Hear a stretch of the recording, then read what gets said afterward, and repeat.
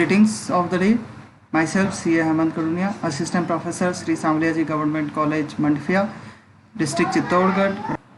Dear students, आज हम लोग BCom third year subject auditing के बारे में बात करेंगे. ऑडिटिंग की शुरुआत हुई शब्द ओडायर से. ओडायर का मतलब होता है सुनना. तो हम लोग आज की क्लास में पहले चैप्टर के कुछ डेफिनेशन और ऑडिटिंग के इंट्रोडक्शन की बात करेंगे. ये पार्ट 1 रहेगा. तो आइए शुरुआत करते हैं अंकेक्षण की परिभाषा से. अंकेक्षण की परिभाषा में अगर हम सबसे पहले लें जोसेफ लैंकास्टर ने कहा, आई कोट, चिट्ठे की सत्यता का पता लगाने के लिए जांच, प्रमाणन, सत्यापन की अपनाई गई विधि ही अंकेक्षण है और इसे पुस्तकों का तथा उन प्रपत्रों एवं प्रमाणकों का जिनके आधार पर पुस्तकें लिखी गई हैं ऐसा अनुसंधान कहा जाता है, जिससे कि अंकेक्षण द्वारा पुस्तकों से बनाए गए चिट्ठे एवं अन्य विवरण पत्र पर नियोक्ता को प्रतिवेदन किया जा सके. अनकोट. लॉरेंस डिक्सी ने अंकेक्षण की परिभाषा इस प्रकार दी, आई कोट, अंकेक्षण लेखों की एक जांच है जो यह पता लगाने के लिए की जाती है कि लेखें उन सौदों को ठीक ठाक एवं पूर्ण प्रदर्शित करते हैं अथवा नहीं जिनसे कि वे संबंधित हैं. कभी कभी यह भी ज्ञात करना आवश्यक हो जाता है कि सौदे स्वयं ही उचित अधिकारियों द्वारा समर्थित हैं या नहीं. ये थी परिभाषा लॉरेंस डिक्सी द्वारा. अगली परिभाषा लेते हैं स्पाइसर एवं पेगलर द्वारा. अंकेक्षण व्यापार की पुस्तकों, खातों एवं प्रमाणकों की ऐसी जांच को कहते हैं जिसमें अंकेक्षक को उसके द्वारा प्राप्त सूचनाएं एवं स्पष्टीकरण के आधार पर एवं पुस्तकों द्वारा दिखलाए जाने पर यह संतोष हो जाए कि चिट्ठा ठीक ठाक बनाया गया है अथवा नहीं, चिट्ठा व्यापार की सही एवं उचित आर्थिक स्थिति को प्रकट करता है अथवा नहीं, तथा लाभ हानि खाता संबंधित आर्थिक वर्ष के लिए लाभ हानि का सही एवं उचित दृश्य प्रस्तुत करता है अथवा नहीं. यदि वह संतुष्ट नहीं है तो किन बातों के संबंध में उसे असंतोष है. स्पाइसर और पेगलर की दी गई परिभाषा ज़्यादा महत्वपूर्ण स्थान रखती है क्योंकि इसमें अंकेक्षण के दायित्वों, उत्तरदायित्वों, कर्तव्यों, उसके अधिकारों के बारे में बताया गया है कि अंकेक्षण व्यापार की पुस्तकों, खातों, प्रमाणकों को ऐसी जांच को कहते हैं जो चिट्ठा, लाभ हानि खाते और संतुष्टि लेवल को प्रदर्शित करता है. आइए हम एक अंतर देखते हैं पुस्तक पालन एवं अंकेक्षण में अंतर. पुस्तक पालन का अगर पहला अंतर लें इन दोनों के बीच, तो अगर हम अर्थ की बात करें, प्रारंभिक पुस्तकों में व्यवहार को लिखना एवं उनकी खतौनी करना पुस्तक पालन में कार्य है, जबकि अंकेक्षण में पुस्तक पालकों द्वारा किए गए कार्य की जांच करने को अंकेक्षण कहते हैं. योग्यता. पुस्तक पालन करने के लिए एक सामान्य योग्यता वाला व्यक्ति भी पुस्तक पालन कार्य कर सकता है, लेकिन अंकेक्षण एक विशिष्ट योग्यता एवं प्रशिक्षण वाला व्यक्ति ही कर सकता है. स्पेशली ये कार्य चार्टर्ड अकाउंटेंट द्वारा किया जाता है. पुस्तक पालन का उद्देश्य व्यवहारों का लेखाकार रखना होता है, जबकि अंकेक्षण का उद्देश्य उन लेखों की शुद्धता की जाँच करना होता है. पुस्तक पालन एक व्यवहारिक क्रिया है, जबकि अंकेक्षण आलोचनात्मक एवं विश्लेषणात्मक प्रक्रिया है.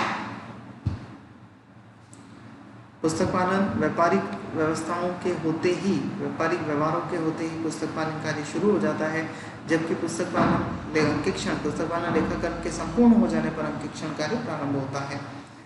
पुस्तक पालन से रिलेटेड कोई वैधानिक कानून अभी तक नहीं बनाया हुआ है, जबकि अंकेक्षण के लिए अंकेक्षकों की नियुक्ति, अधिकार, कर्तव्य, दायित्व, कार्यप्रणाली आदि कंपनी अधिनियम 2013 एवं विभिन्न प्रकार के अलग अलग इनकम टैक्स एक्ट और अलग अलग कानूनों द्वारा शासित होता है.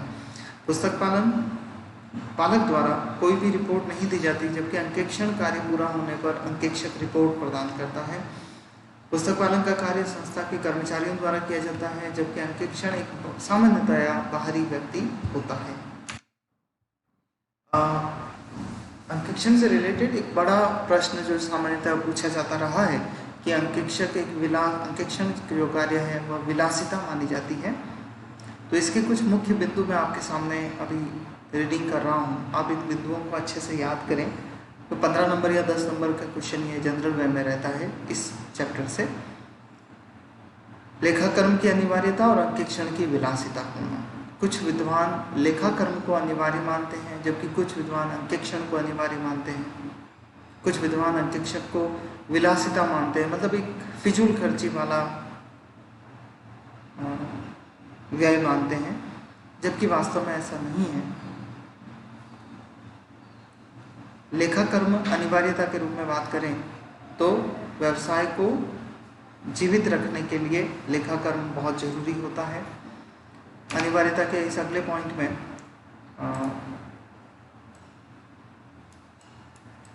व्यवसाय की कार्यक्षमता बढ़ाने के लिए लेखाकार बहुत इम्पोर्टेंस रखता है। व्यवसाय की प्रतिष्ठा बढ़ाने के लिए लेखांकन होना बहुत जरूरी है। लेखाकर्म के विलासिता में भी कुछ ऑथर्स ने लिखा है कि यह भी एक विलासिता का ही पार्ट हो सकता है। यहाँ हम ये कह सकते हैं कि कोई छोटा व्यवसाय है, छोटे व्यवसाय की दशा में लेखाकर्म करना हो सकता है कि व्ययपूर्ण हो, व्ययशील हो। अब अंकेक्षण के बारे में आते हैं तो अंकेक्षक भी एक अनिवार्य है। अनिवार्य कैसे है? कंपनी के लिए अंकेक्षण कंपनी अधिनियम 2013 के तहत आवश्यक होता है। ट्रस्ट के लिए ट्रस्ट एक्ट में जो कानून बना हुआ है उसके लिए आवश्यक है। सहकारी समितियों के लिए अंकेक्षण आवश्यक होता है। सार्वजनिक निगमों और सार्वजनिक विभागों के लिए अंकेक्षण की आवश्यकता बताई गई है। फर्म के लिए अंकेक्षण की आवश्यकता होती है। एक एकाकी व्यापार के लिए कुछ दशाओं में अंकेक्षण आवश्यक होता है। अंकेक्षण की विलासिता के रूप में पक्ष में शब्द तर्क दिए गए हैं वो कुछ इस तरीके से है कि अंकेक्षण करवाने पर धन का दुरुपयोग होता है। विभिन्न प्रबंधकों की और अंकेक्षक जो पक्षकार हैं उनकी शक्ति का दुरुपयोग होता है। अंकेक्षण करवाने से समय का दुरुपयोग होता है। अंकेक्षक कई बार ऐसा होता है कि कंपनी में कपट और गलत मिथ्या वर्णन किए जाते हैं, जबकि फिर भी छिपे रह जाते हैं। अंकेक्षण उन दशाओं में निरर्थक हो जाता है। कर्मचारियों की कार्यक्षमता में कमी होती है। लेकिन इन सभी पॉइंट्स के बावजूद हमें इस बात को ध्यान रखना होता है कि अंकेक्षण एक अनिवार्य वस्तु है, विलासिता नहीं मानी जा सकती, क्योंकि अंकेक्षण होने से कर्मचारियों की कार्यक्षमता में वृद्धि होती है। प्रक्रियाओं की कार्यक्षमता में जो प्रोसेस होते हैं कंपनी के उनमें वृद्धि होती है। प्रबंधकों की कार्यक्षमता में वृद्धि होती है। प्रतिष्ठा बढ़ती है किसी कंपनी की। प्लांट एवं मशीन की कार्यक्षमता में वृद्धि होती है, क्योंकि अंकेक्षक उसकी कार्यक्षमता पर टिप्पणी करता है कि तुलना द्वारा कार्यक्षमता में वृद्धि। एक कंपनी, एक पक्षकार पर्टिकुलर कंपनी के दूसरी कंपनी के साथ कंपैरिजन करके ये जो खाते बनाए गए हैं उनकी कार्यक्षमता है उसमें वृद्धि प्रबंध कर सकता है। आज के लिए इतना ही। Thank you. अगले पार्ट में हम लोग अंकेक्षण के बारे में अन्य जानकारियाँ प्राप्त करेंगे। Thank you.